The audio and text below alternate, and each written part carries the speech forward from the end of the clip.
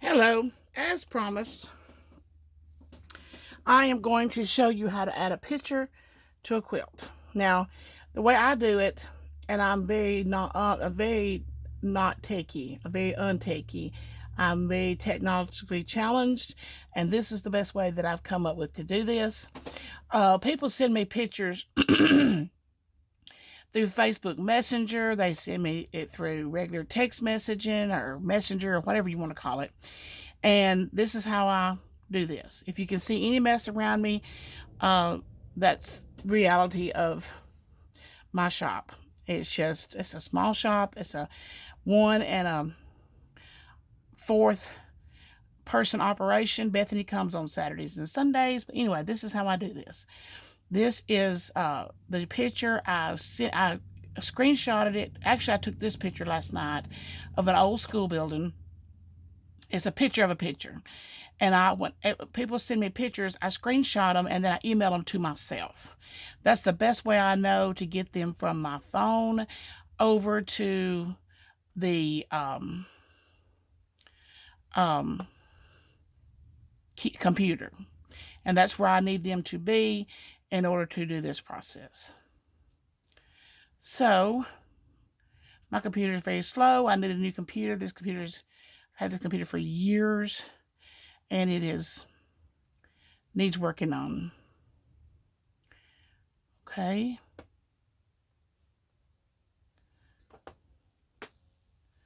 Why is it not coming up?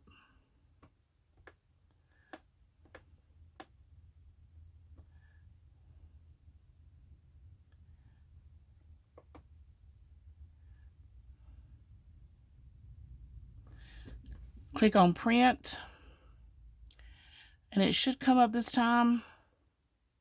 It's over here. Not sure why it's over here. Nothing was set to print. Okay.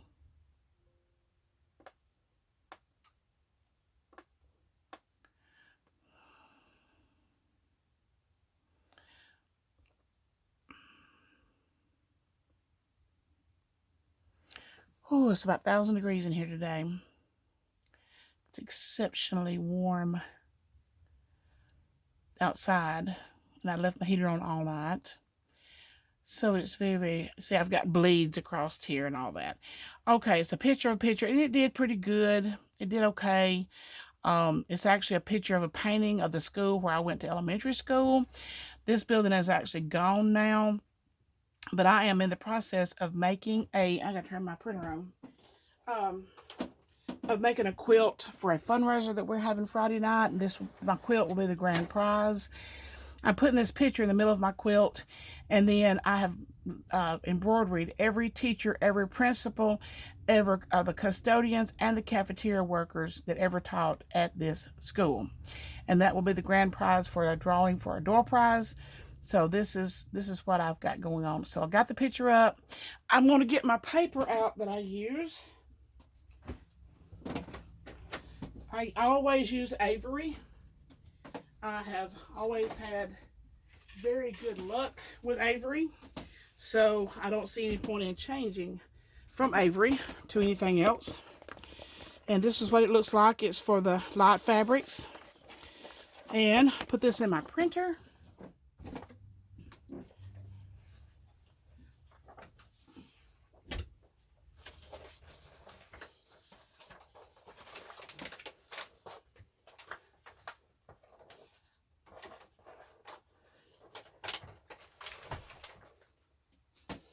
And hit print.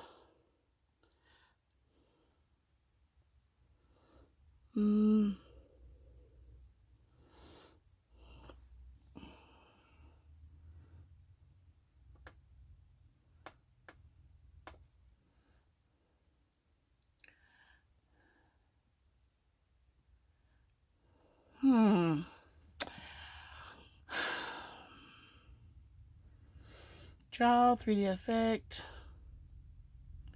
Send this over to share. I don't want to share it. It should be under here. But as you can see, I've got a bleeding. Oh, there it is.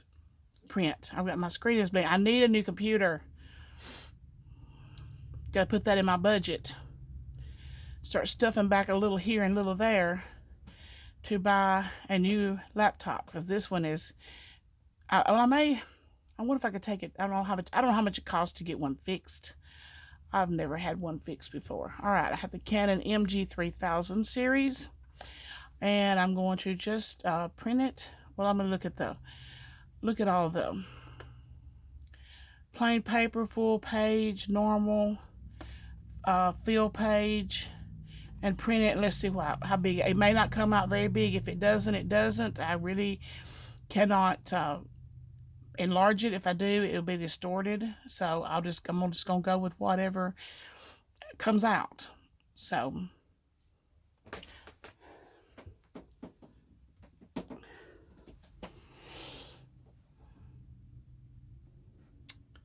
and right now, let me see if I've got my cord plugged into the computer, and it should be printing, but it's not. One day I almost cried because I couldn't figure out why my printer wouldn't work. And it wouldn't work because I didn't have the USB cord plugged into it. And it was actually laying in the floor next to my feet. I'm like, oh, what an idiot.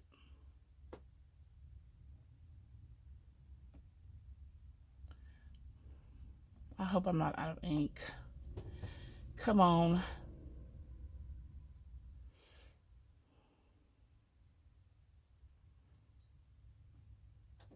There we go.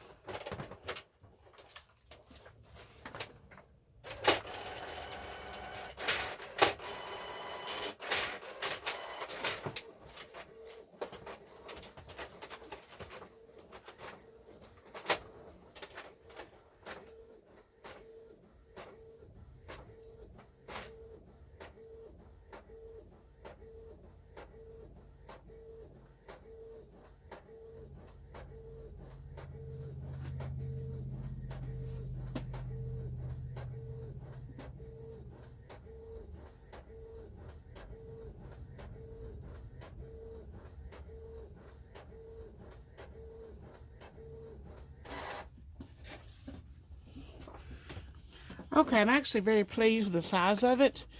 Don't know why I did that. I'm going to run a piece of, and I should have done that to start with, run some plain printer paper through it to see what kind of results I get before I did this expensive paper here. So I'm going to try that one more time and just see if maybe the ink had to charge up, and I may need to go and buy some ink.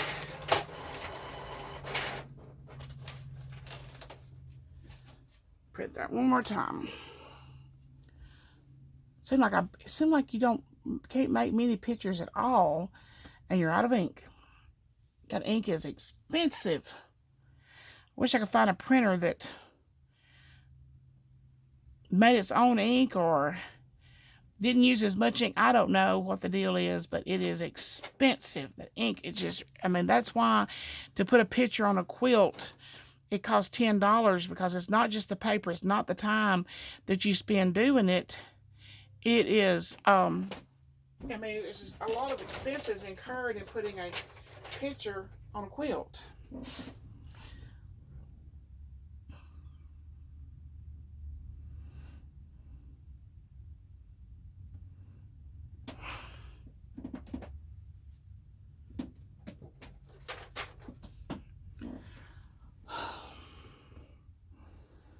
I bet some of you are watching this thing, oh, I wish I could go and show her how to do that. Because it's very frustrating when you're dealing with an ignorant person.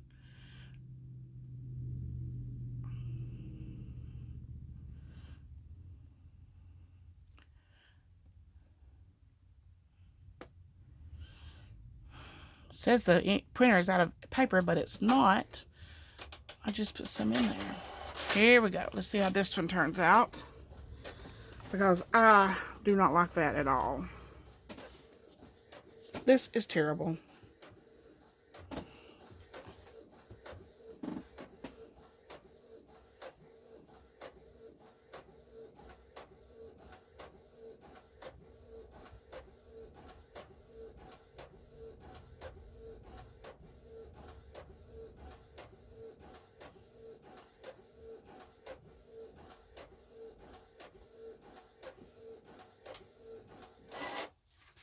Okay, much better picture. The lines are that. I think that's what it was. I haven't used my printer in a while, and I think when I've not used it in a while, it has to go through its paces of recharging the ink, or I don't know what you want to call that. But anyway, that one is not acceptable. Not with those ugly lines running through there. So I'm going to do that one more time on my Avery paper.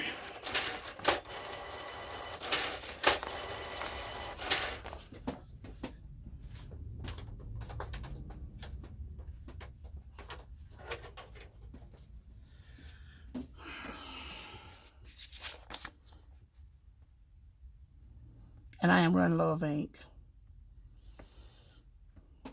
Keeps telling me that over and over and over, but I'm going to push it one more time to try to get a good picture. I don't know the difference between an inkjet and a laser jet. So, you know, laser jet, I don't know. I think mine's an inkjet. It has the little cartridges, little square cartridges. So, laser jet might work better. I don't know. They may be more expensive and the ink may be less. I don't know. The lesser of two evils. Come on.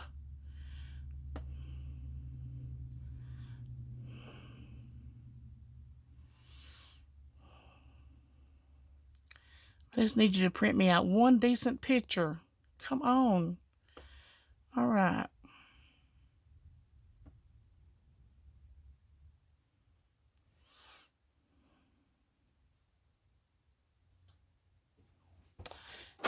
There we go. The printer is low on toner ink. See, it don't even know if it's laser or jet.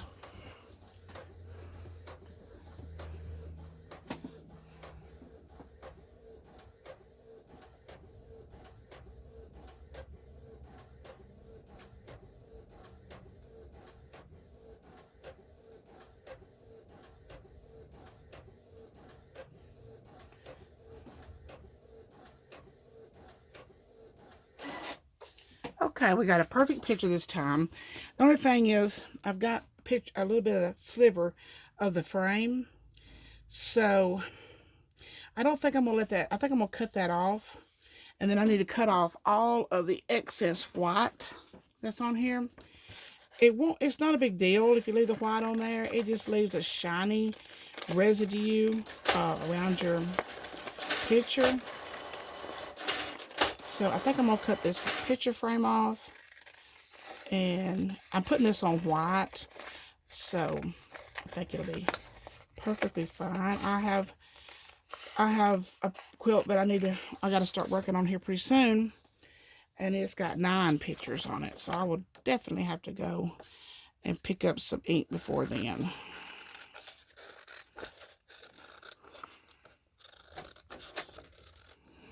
Okay, I'm going to leave that little bit of white on there. Okay, let me get my computer out of the way. And then, let's get to the ironing part. This is the wrong side of a white t-shirt. I like to print on t-shirts. No matter what fabric, if I use 100% cotton fabric to make the quilt, I like to use a white t-shirt. It seems that this printable paper, does better on, and I have not turned my iron on, but it seems like it does better on t-shirt knit than it does woven fabrics. That's just been my experience, and I've had a lot of experience in this, and that's just the way I do it. So I've put me a piece of I use this Pelon that focus, the Pelon P44F fusible interface. And it's very thin. Just gives a little more consistency to this. And I learned that you don't need to do this before you put the picture on. Learned that the hard way. Because once you get this picture on there, you don't want to have to go to the back side of your fabric and iron again. It don't like that. So it takes 3 minutes for my iron to heat up. I'll be right back as soon as it gets heated up.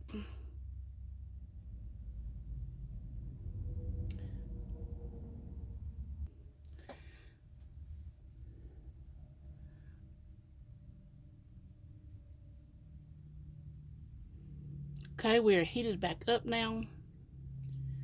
And I'm just gonna give this a little steam.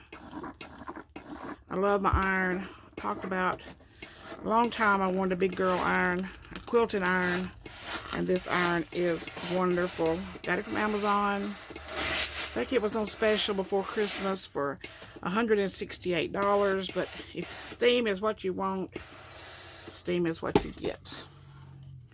All right, let's turn it over to the right side of the t-shirt fabric, and let's get rid of all these fuzzies on here, little pieces of string, and bring our picture around. Now this paper is what is called in the transfer world of many years ago. Years ago, you could order transfers like this. You go to a flea market and you see you want a blue shirt, you want that transfer. There were two different kinds. There were hot press, and there were hot peels and cold peels, meaning that some of them you peeled when they were hot, and some of them you waited until they completely cooled before you peeled them. This one is a cold peel. I learned that the hard way. And we're going to take our iron, and we don't want to move our iron around. We just want to apply some pressure, pick our iron up, apply more pressure, pick our iron up, apply more pressure, and pick it up and move it again. And now, if you have a heat press, you would set your heat press on 365 for about 14 seconds, and this would be perfect. I do not have a heat press. My heat press started spitting fireballs at me, so one of us had to go, and it was the heat press that had to go. And we're actually melting this into the fibers of this t-shirt fabric. We can move it around a little bit now that we've got it anchored down. Put a little more pressure on here.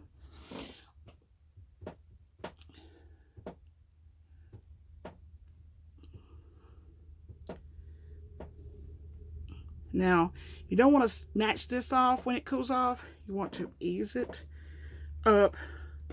That way, if some part of it did not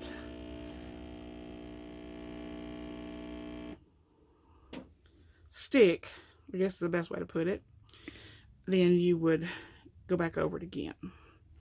But I think I've got this thing pretty hot.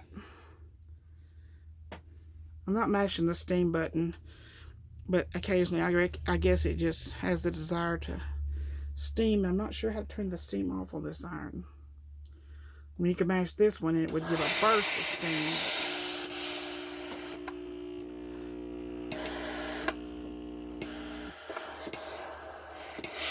Okay, you can pick this up, and I just usually like wave it around a little bit to speed up the cooling off process.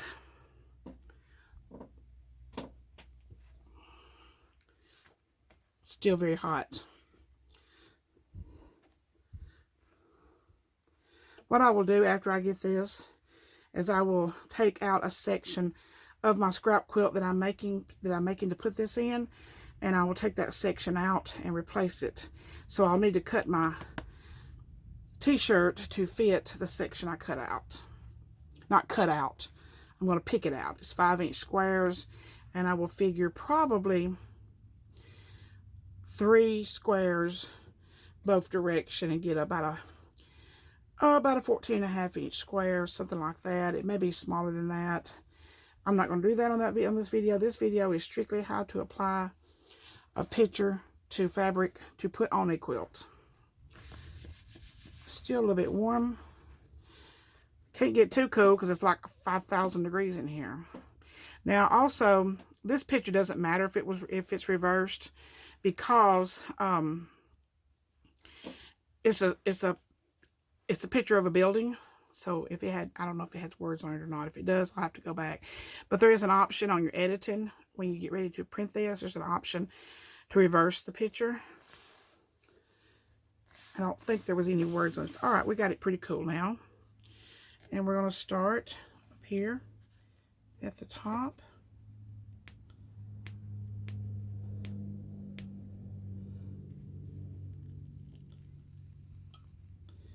Peel it off. Okay. Did not stick right there. Let's just go back over the whole thing again.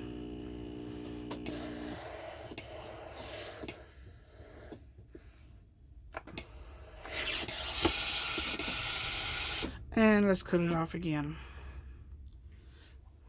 I hope that the word Elgin School was not on here. If it is, I'll have to redo it. Somebody will notice.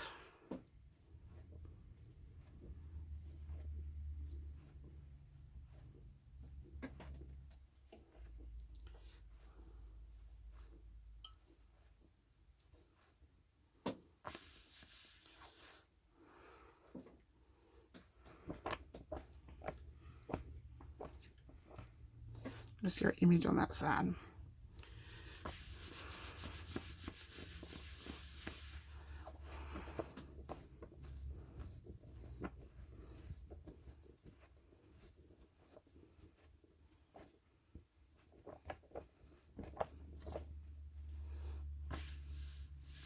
Okay, let's start at the bottom this time.